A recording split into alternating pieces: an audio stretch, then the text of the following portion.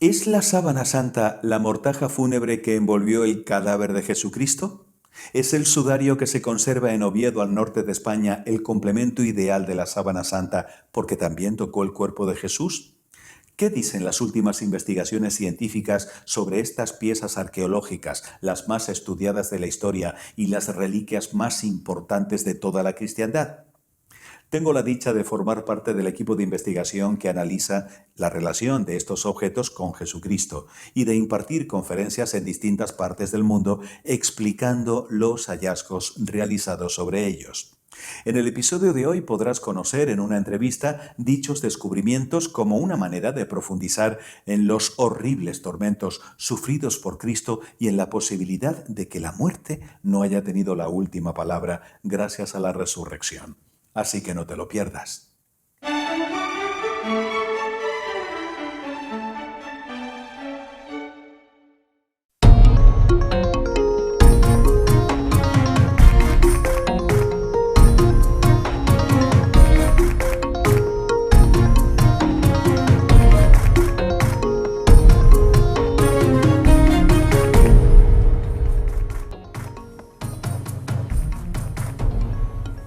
Muy buenos días, estamos en 30 minutos de la televisión canaria. Gracias por acompañarnos un día más, les agradecemos que estén ahí como siempre.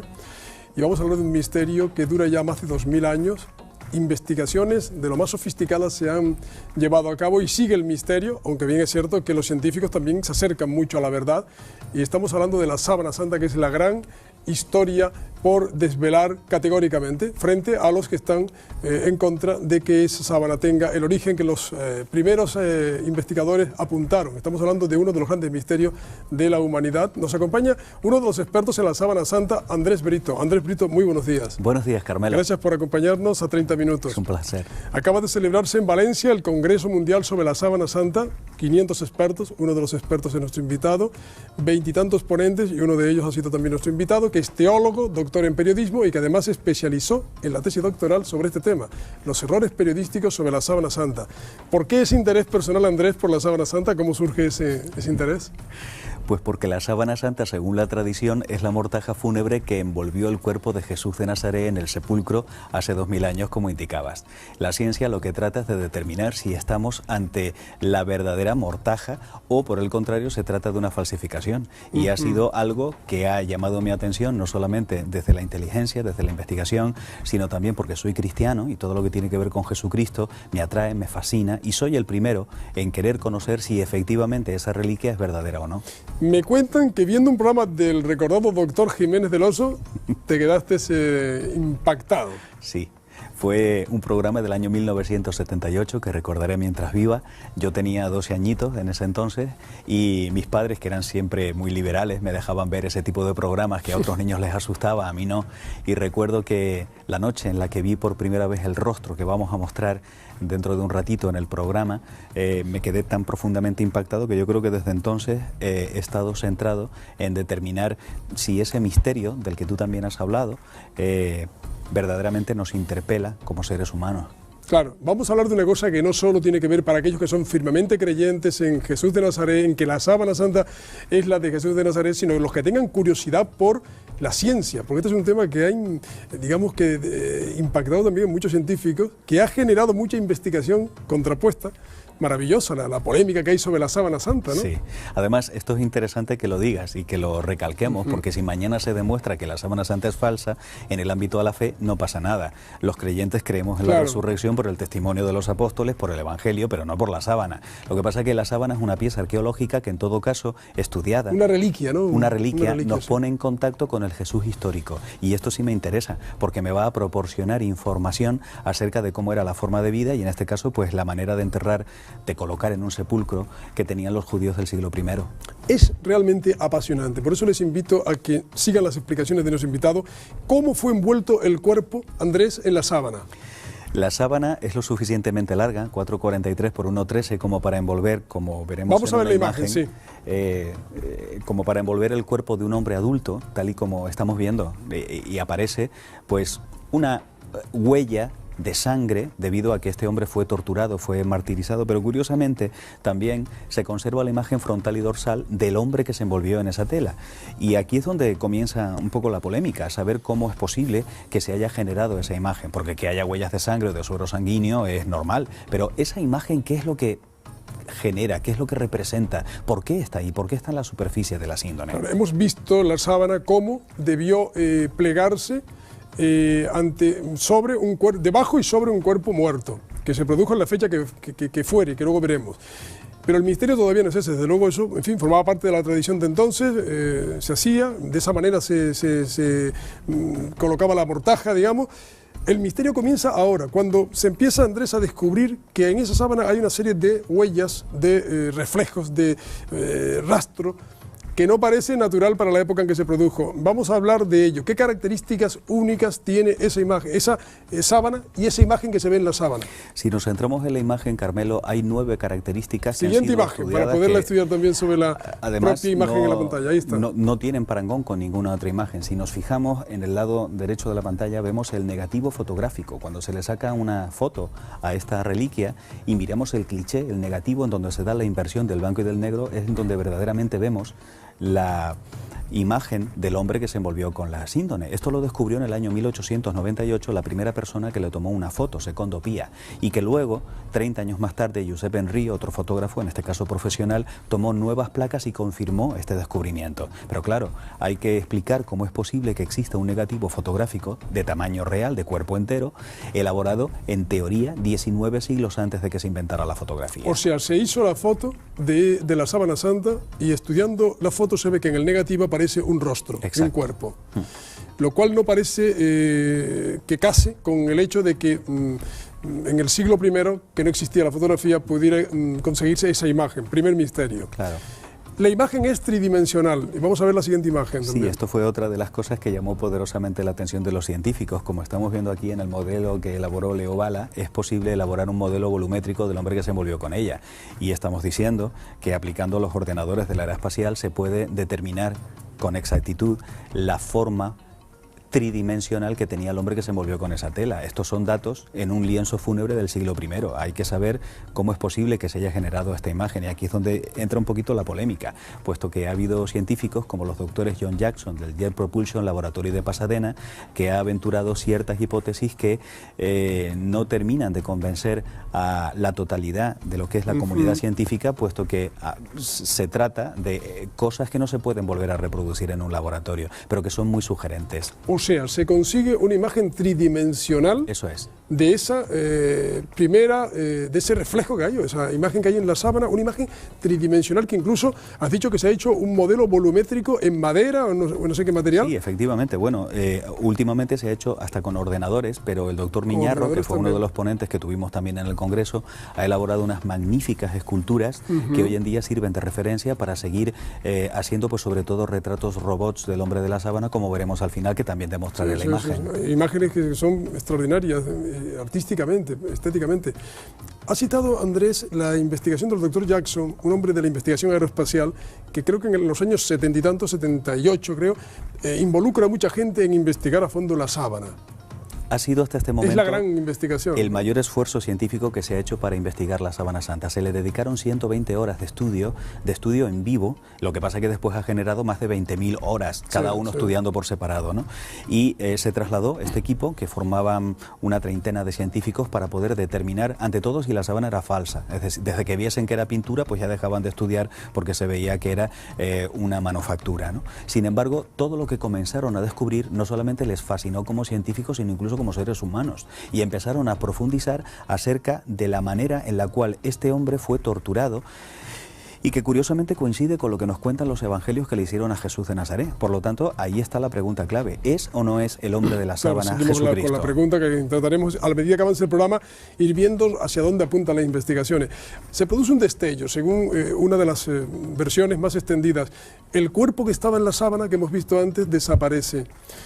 Bueno, la gran pregunta es, ¿qué dice la hipótesis que explica y cómo se produjo esa desaparición del cuerpo? Pues según los doctores Jackson y Jumper, la única forma en la que es posible que esta imagen exista es si durante un brevísimo espacio de tiempo el cuerpo envuelto con la tela emitió un destello de energía radiante de naturaleza desconocida, lo suficientemente potente como para dejar grabada su imagen en la tela que le cubre y lo suficientemente delicado como para no dañar la tela. Aquí tenemos una representación probable de lo que pudo haber sido este fenómeno completamente desconocido. Para que no se empiece la gente, Andrés, a hacer la imagen de que estamos hablando de un fenómeno extraterrestre, de algo que, en fin, como no tiene explicación, decimos esto debió ocurrir, ¿quieres decirnos que, tal y como estaba colocada la sábana en torno al cuerpo muerto de la persona, del hombre de la sábana, los investigadores han visto que la imagen que queda proyectada, que hemos dicho que en negativo se ve perfectamente, en esa sábana solo se pudo producir mediante un destello? No existe, digamos, en el año en que esto ocurrió, no existe ningún otro procedimiento de que un cuerpo que tenga la sábana pegada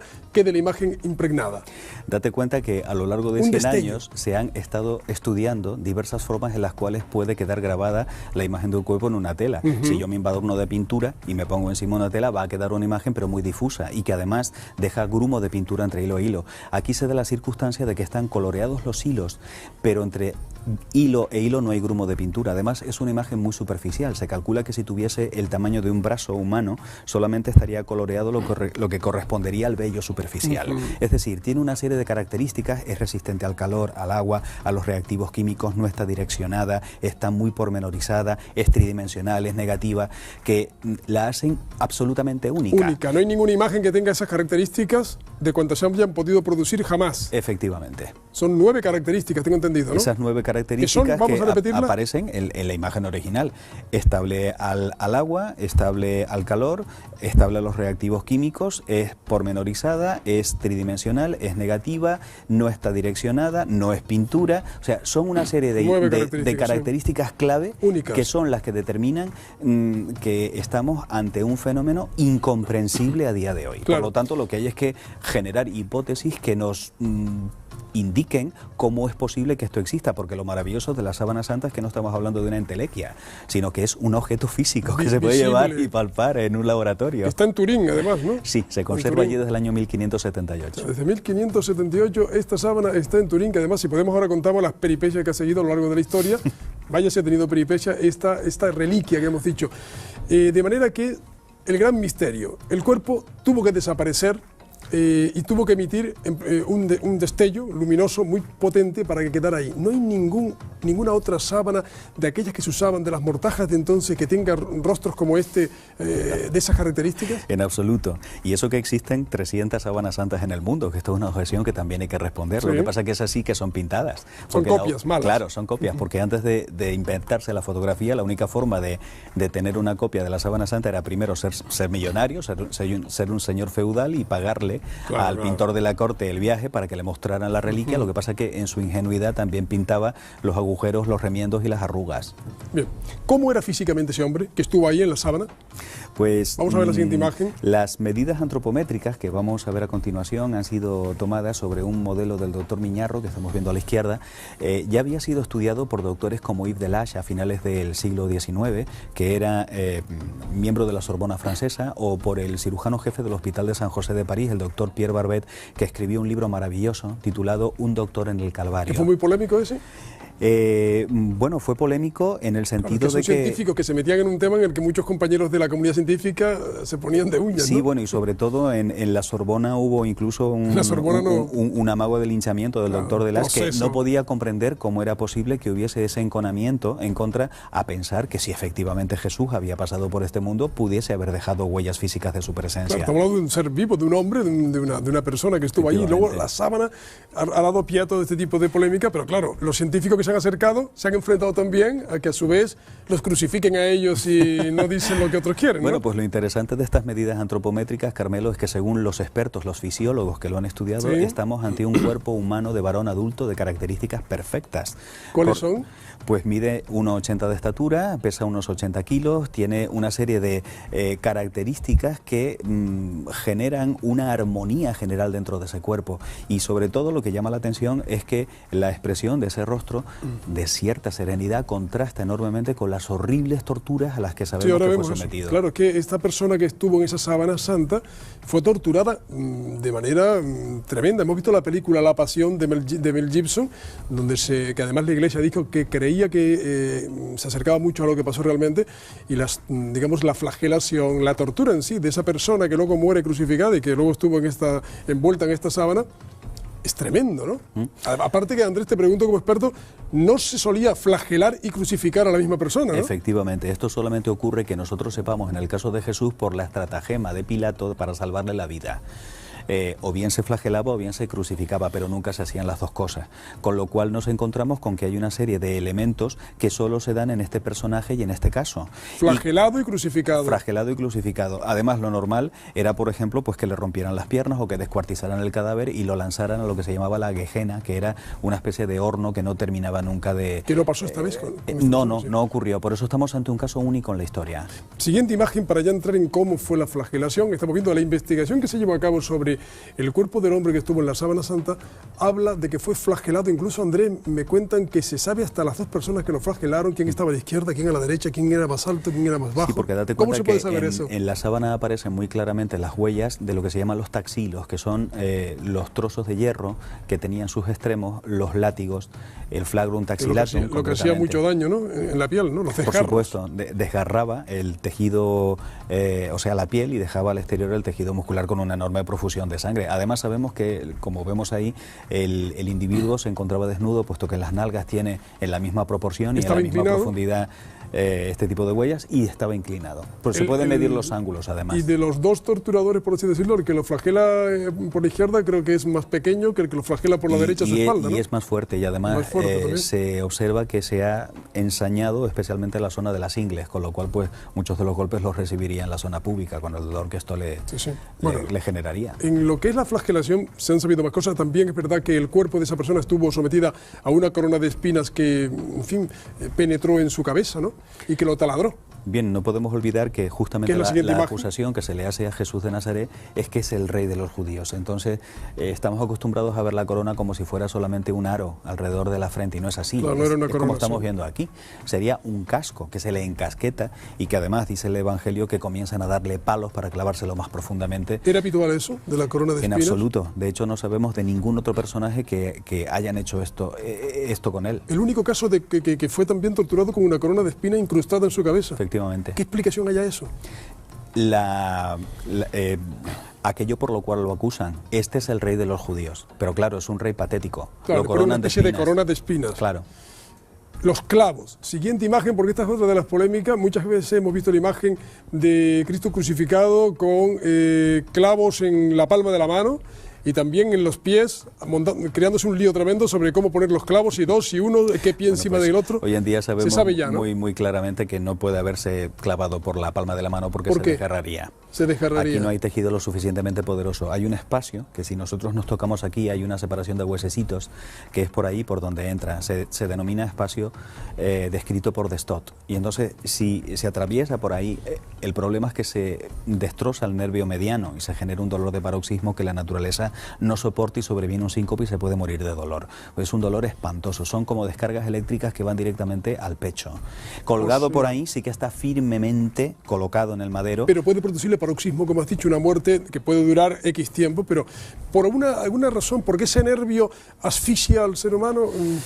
No, en realidad es que es el nervio que tiene la doble función motora y sensitiva de la mano. Es uno de los nervios más sensibles. El problema es cuando se encuentra colgado en la cruz, Carmelo, porque entonces sí que hay otro músculo, que es el diafragma, que sí que lo asfixia, porque oprime los pulmones y no puede respirar. Entonces tiene que tirar de las muñecas taladradas. Se hace daño en las muñecas y a su vez para intentar respirar. Efectivamente. Es una lucha continua consigo mismo, en el sentido de que nadie se puede morir diciendo, pues voy a dejar de respirar, porque pierdes el conocimiento. Pero es que aquí es imposible. Una duda, cuando hay una representación de este tipo de crucifixiones en vivo y de forma real, y se suelen también someter a crucifixión, lo has visto en algunos lugares, ¿esto cómo es? ¿Cómo sucede? ¿Estas personas están pocos minutos o qué pasa ahí? Estas personas no son realmente crucificadas y no morirían.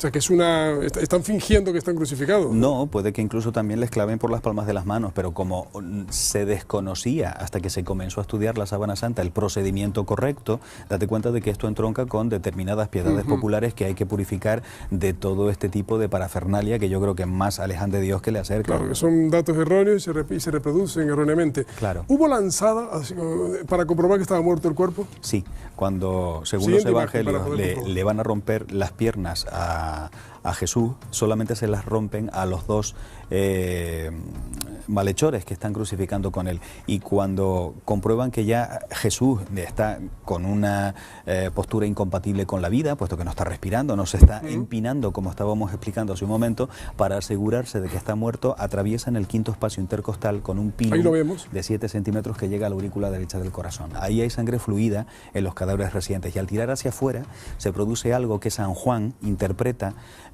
pues como podía haberlo interpretado un pescador de Galilea. Vio manar sangre y agua del costado abierto de Cristo, según dice el Evangelio. Ese agua que él ve salir es líquido pleural, que se puede confundir claramente con agua, y que además ahí aparecen como nuevamente la ciencia da la razón al Evangelio, porque comienza a manar ese líquido pleural sangre y a continuación la sangre fluida. Bueno, son torturas tremendas de la persona que estuvo crucificada, que hemos visto, repito, en la película esta de La Pasión de Mel Gibson. Ahí se veía descarnadamente, nunca mejor dicho, de forma tan cruel cómo se produjo esto, que luego ha dado pábulo a tantísima información y a tantísimo fraude también, como hemos dicho, copias incluso. Recuerden que hablamos de la Sábana Santa, que estamos todavía en torno a este asunto, que verán ahora cómo se pone de moda cuando de pronto surgen versiones que dicen, todo esto es falso. Lo vamos a ver enseguida. Pero antes de entrar en eso, Andrés Brito, la Sábana Santa no es una reliquia que haya estado conservada en un solo sitio durante todos estos siglos. Ha pasado un calvario también, ¿no? Incendios. La Sábana Santa ha viajado, ha estado expuesta al medio ambiente, y a lo largo de 2000 años, como indica, su historia ha sido tremendamente azarosa. De hecho, hay una frase del profesor Ian Wilson de la Universidad de Oxford que a mí me impacta de manera especial, porque dice que ironías de la historia, las grandes fortalezas y los palacios que se construyeron para preservar esta sábana hace mucho tiempo que han desaparecido, barridos por los avatares de la historia, y sin embargo esta delicada pieza de tela se las ha arreglado para llegar hasta nosotros prácticamente intacta. Sí, porque esto había que empezar diciendo que primero la quieren conservar y la guardan, la esconden, la ocultan. Finalmente los templarios la defienden, la están protegiendo.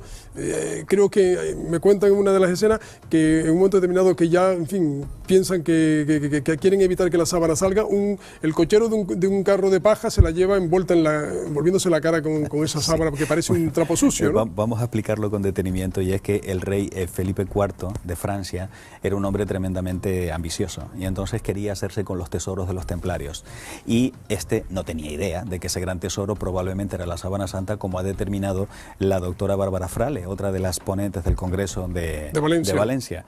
Entonces, para ponerla a buen recaudo, lo que hacen es que los templarios idean una estratagema, y es que cubren con esa sábana al cochero que escapa con un carro cargado de heno, que es lo único que ven los soldados, que no sabían que era lo que estaba buscando. Pero el cochero lleva la sábana en la cara o en la cabeza. Se cubre con ella, una sábana sucia. Con la sábana, entonces, que parece que es un trapo que lleva en la cabeza y punto. En definitiva, aquí se mezcla también la historia con la fantasía, pero lo interesante es saber que la doctora Frale ha encontrado documentos en el Archivo Secreto Vaticano que parecen relacionar que efectivamente la Sábana Santa era ese gran tesoro. Ese gran tesoro. Dos cosas más, para pasar enseguida a ese momento en el que se dice que todo es falso. Los templarios la protegen, la esconden. ¿Hubo un incendio? Hubo dos. Primero uno, y dicen que una gota de plata cae justo en la vitrina en la que está la sábana, y abre un boquetito ahí, que le quema la sábana, en definitiva. Del 3 al 4 de diciembre del año 1532 estaba la sábana doblada y metida dentro de un arcón de madera recubierto de plata en la capilla de Chambéry de los franciscanos, en esa ciudad francesa.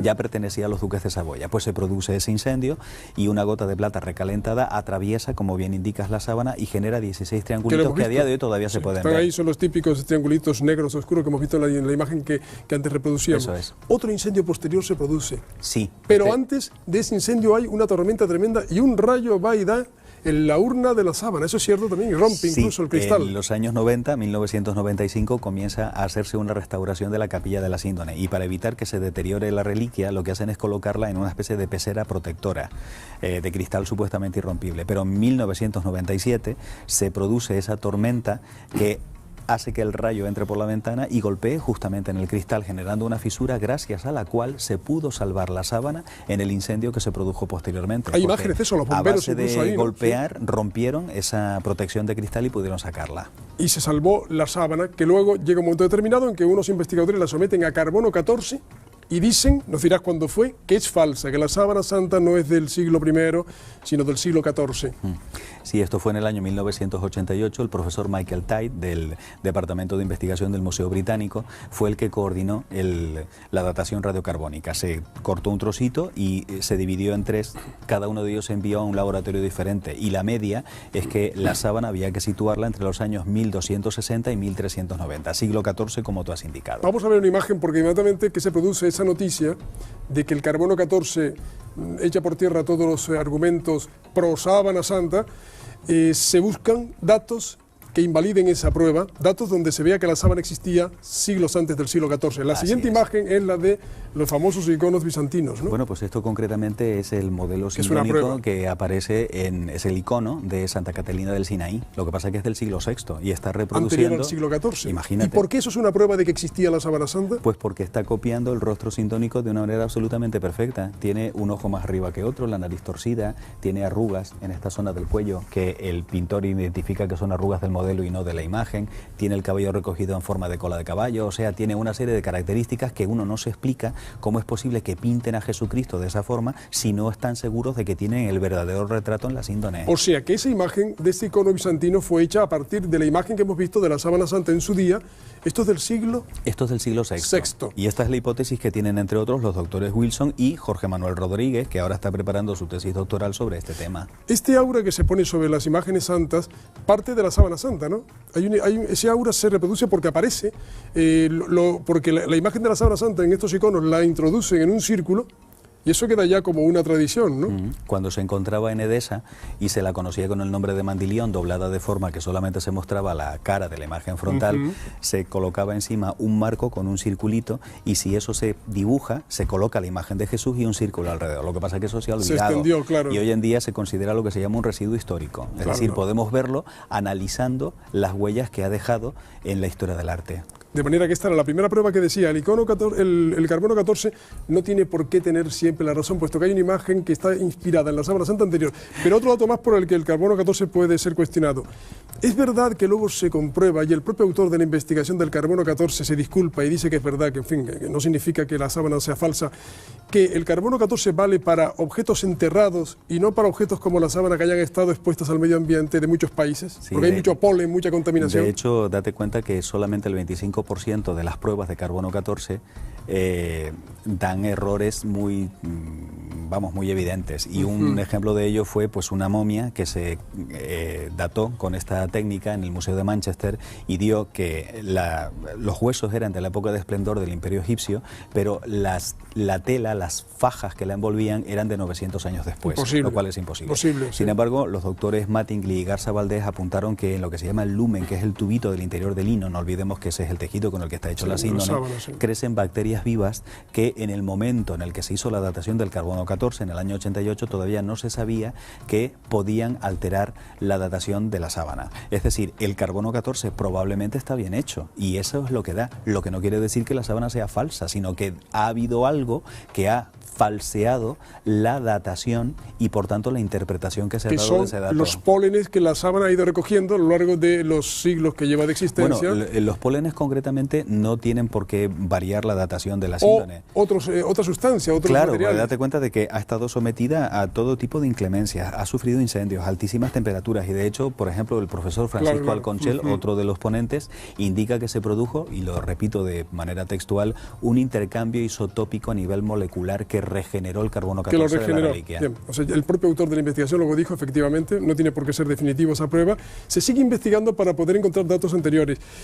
Hay una imagen en Oviedo que es la del sudario, otro paño, que puede ser clave para descubrir si la sábana es cierta, ¿no? Sí, tan clave, porque si leemos Vamos a ver la imagen, ahí la el tenemos. capítulo 20 del Evangelio de San Juan, aquí vemos la forma en la cual ese sudario que se conserva en Oviedo cubrió el rostro de la sábana santa. O sea, cubrió el rostro de la persona que estaba en la sábana santa y que luego quedó en una parte ese sudario, ¿no? Eso es, lo que pasa es que este sudario tiene también huellas de sangre, y si Claro, lo superponemos del a las huellas de sangre que aparecen en el rostro de la sábana santa, coinciden. O sea, el paño que tiene sangre del rostro de la persona con el que se cubrió y el rostro que está en la sábana santa, cuando se superponen, coinciden. Eso es. Lo que pasa es que esto es una prueba indirecta contra el carbono 14, Claro. porque tenemos documentación de que ese sudario con la sangre se encontraba en Oviedo en el año 1074, o sea, 300 años antes de lo que nos dice el carbono 14, que fue la fecha en la que se elaboró la Con sábana lo cual santa. también invalida la famosa prueba del carbono 14 teóricamente. La imagen que vamos a ver a continuación es la de un retrato robot. Y la pregunta sería, ¿cómo era el rostro de ese hombre?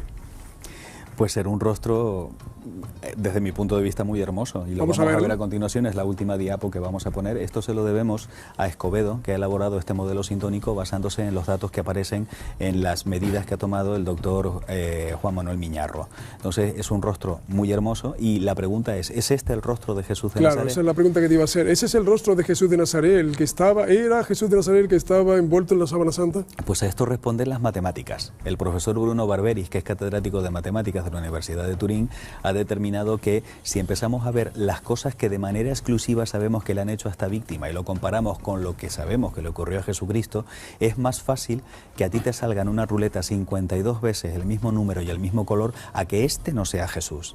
Y otra estadística más afinada. Hay una posibilidad frente a 200.000 millones de que se hayan producido 2 veces estas cosas sobre una persona. O sea, que ese matemático viene a decir que el rostro de la sábana santa y ese rostro que hemos visto y el rostro de Jesús de Nazaret coinciden. Efectivamente. Son la misma persona.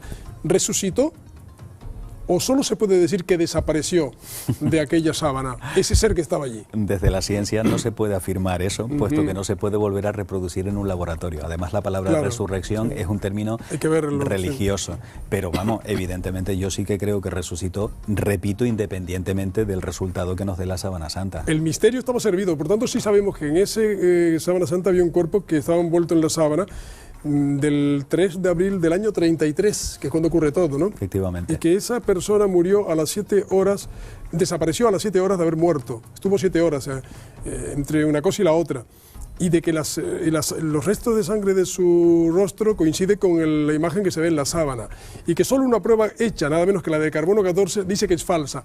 Pero la pregunta es, si tantas pruebas hay fehacientes de que esa sábana existía antes del siglo XIV, tirando por tierra la prueba de carbono 14, ¿por qué no se pueden hacer otras pruebas de carbono 14 que desmientan esa? Bueno, pues porque si volvemos a hacer las pruebas del carbono 14, probablemente se volverá a dar otra datación, pero el tema del carbono 14, digamos que es circunstancial, porque tenemos otras formas para datar la sábana santa, como puede ser, por ejemplo, y que tú has adelantado, pues la presencia de los diversos pólenes que se aprecian sobre la superficie. Que se ve que son anteriores a esa fecha. Y claro, el carbono 14, decíamos, es una prueba fehaciente para este tipo de reliquia, o por no haber estado enterrada no vale, porque no se conserva intacta. Claro, es que la ciencia sigue en todo caso muy expectante y veremos qué nos desvela en el futuro. Andrés, que recién llegado del Congreso Mundial sobre Sábana Santa, es un placer haberte tenido. Igualmente. Y habernos, en fin, documentado sobre este tema que sigue levantando tantas pasiones. Muchas gracias. Muchas gracias.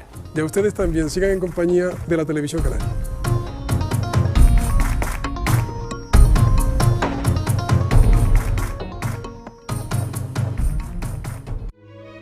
This channel is developed by Andres Brito Enterprise Productions for YouTube International.